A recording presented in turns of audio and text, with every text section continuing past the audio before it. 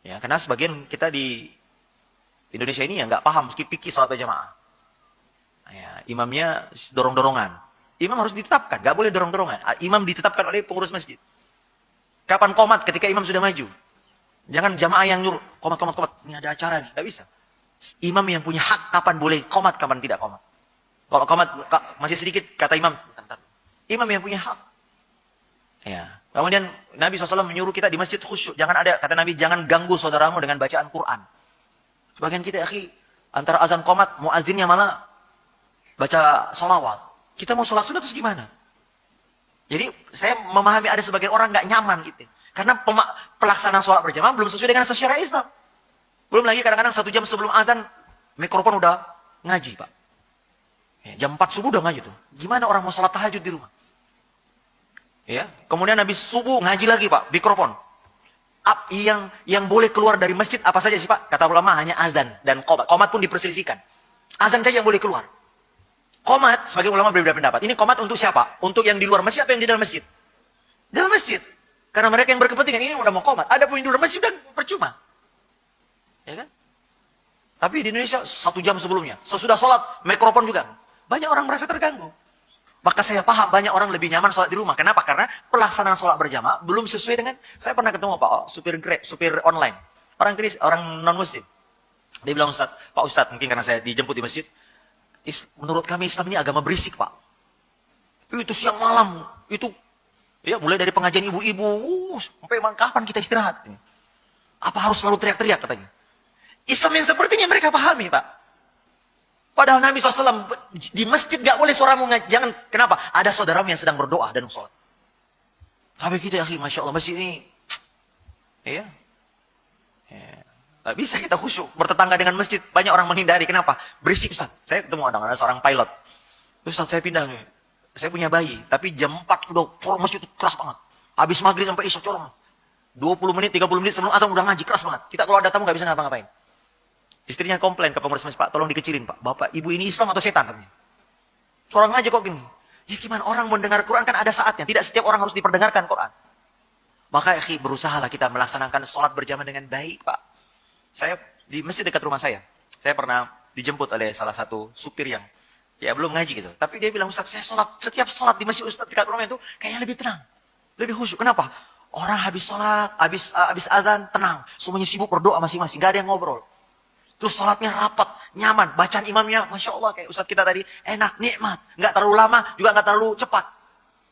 Nah, yang begini, itu fitrahnya orang awam nih. Orang awam dia, Pak, supir. Nah, ini ada orang sholatnya cepat, Pak. Kadang-kadang kita, Pak, sholat berjamaah cepat, tapi zikirnya lama. Doanya panjang. Ini salah kaprah. Harusnya ketika sholatlah kita sungguh-sungguh berdoa. Adapun selesai sholat, ya silakan ya. Ada yang mungkin punya hajat, mau pulang. Tapi kadang-kadang kita nggak enak pulang, karena imamnya zikir. Dianggap kalau pulang, dianggap, wah ini orang munafik nih. Orang belum selesai. Padahal kita mengikuti imam hanya selesai setelah salam saja. Pas setelah itu silakan. Walaupun yang abdal kita bertiga, tapi kalau ada hajat, ada tamu, ada apa, silakan tinggalkan. Makanya, Pak, orang Indonesia ini paling susah kalau suruh berdoa sendiri. Karena kebiasaan di Indonesia, dipimpin berdoanya. Saya kalau bawa jamaah haji, jamaah umrah, Pak, berdoa masing-masing. Aduh, Ustaz, apa nih doanya? Karena Pak, kebiasaan kita dituntun doa. Padahal doa itu ibadah sendiri, Pak. Memang dalam Islam kadang-kadang ada doa yang, saya sholat Jumat, tapi itu pun mengaminkan sendiri-sendiri.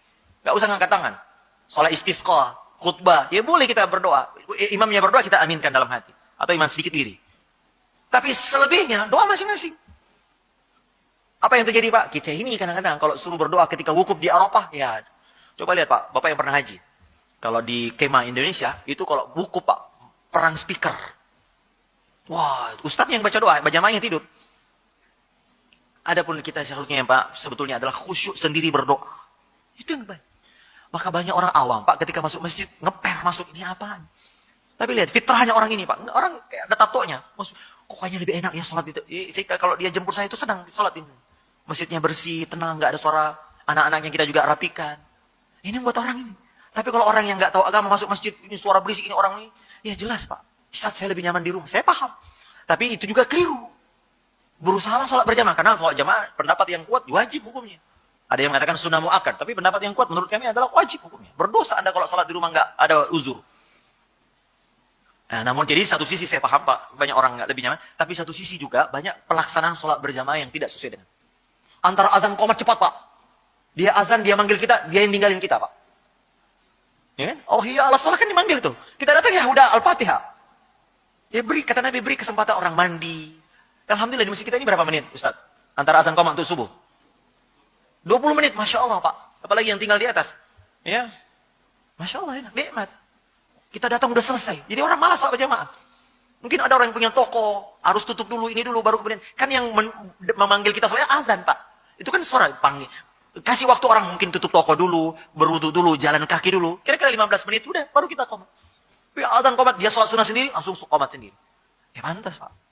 Maka DKM ini perlu dibimbing, Pak, agar pelaksanaan sholat, pelaksanaan ta'lim, suara yang keluar masjid, Pak, ini sudah seharusnya diatur, Pak. Dan ini harus pemerintah memang. Kalau di masing-masing, aduh, ya. Kapan orang istirahat? Yang boleh keluar adalah azan saja, Pak. Adapun suara khutbah, suara ceramah, ngapain keluar? Suara murattal, ngapain keluar? Murattal kan untuk siapa ya? Untuk yang ngaji aja. Itu pun kalau di masjid, suara kedengaran telinga, Pak. Karena ada orang yang lain juga sedang berdoa.